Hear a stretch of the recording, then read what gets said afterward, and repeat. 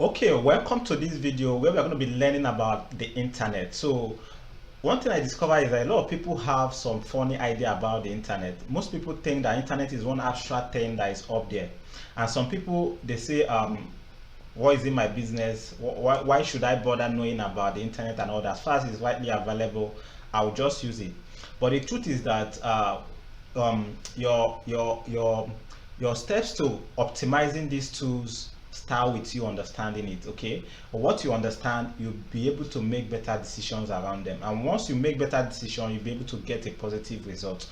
Okay, so being able to become a digital optimizer, being among the 20% of people who are using the online world to create wealth and do a lot of things for themselves, you need to understand the technology that enables it. And in this video, we are going to go deep to understand what the internet is all about. Now, so if I ask you what is the internet, can you try? If you have been to primary education or secondary education, you probably have had countless definitions about the internet. Now, what I want to say here is that whatever you have definitions you have about the internet is truth. Okay, it's correct. What I'm going to do here is just to try to help you understand it in more detailing and in more focused way. Okay, so that other lessons that we are going to be discussing is going to actually flow through what we are going to be discussing here. Okay, so what is the internet? So the internet is simply a global system of interconnected billions of computers and other electronic devices that you can think of, like your phone. Okay, we also have like router and other devices. Any electronic devices can also be connected to the internet.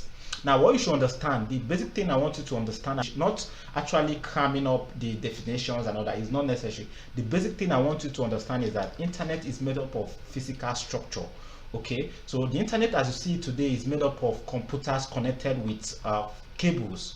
Is a physical structure, not something abstract. Okay, so internet as we have it today is connected with physical cables such as copper cables, copper telephone wires, TV cables, fiber optical cables, and other kind of cables. Basically, these are the cables that connect internet around us. So even though you are accessing this course, you are accessing through a Wi-Fi or you're accessing through a 3G technology from your network provider, all these things are made possible through physical connected computer with cables. Okay, so this is actually the structure of the internet. What we have as internet today is computers located in different areas of the world, but they are connected with cables. So you can have computer like this located in Nigeria, another one located in America, another one located in Ghana, another one located in Asia, in different parts of the world, but they are connected with cables. There are cables that are buried underneath the ground. Cables run through the ocean to connect this computer together.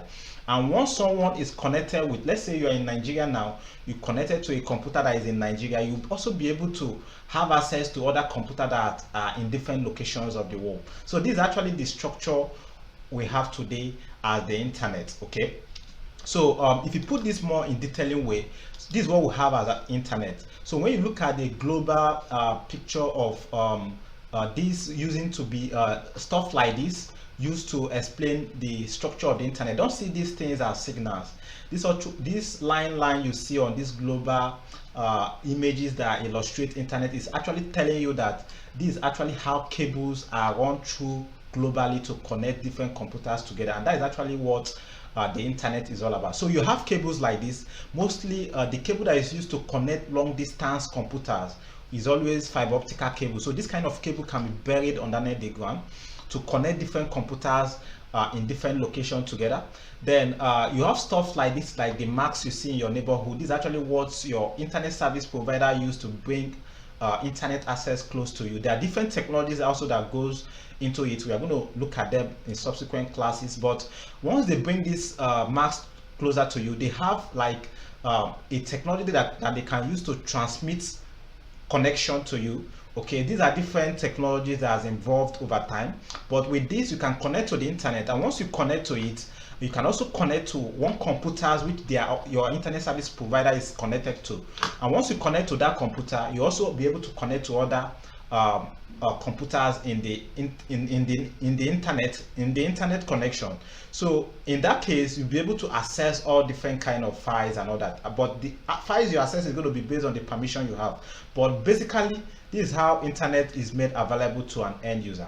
So if you look at it in more detailing form, this is it here.